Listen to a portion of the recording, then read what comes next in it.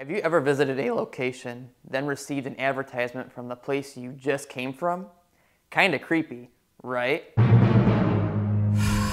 But what if this targeting helps you avoid irrelevant ads that waste your time? And what if businesses avoid wasting money reaching the wrong people? But how do marketers actually do this? This is called geofencing, and today I'll explain how it works and how you can benefit from it. I'm Jim from Force 5, and this is your Marketing Minute.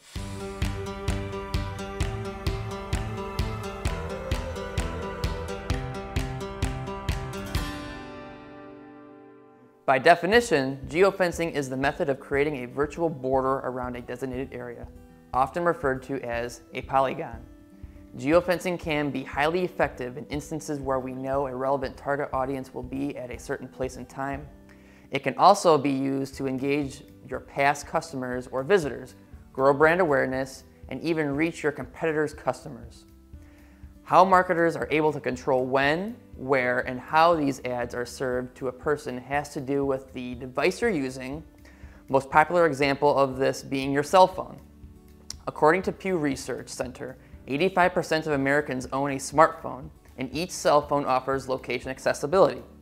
80% of these people have their location settings turned on. And because of this, marketers can accurately target people. When strategically executed, geofencing can be highly effective for businesses. For example, a retail business is having a hard time gaining foot traffic.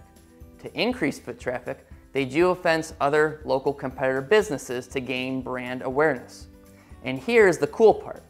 They can identify how many people came to their store due to the ads they served because we can track back to the device ID the ad was served on. This helps justify return on investment and optimizes campaigns.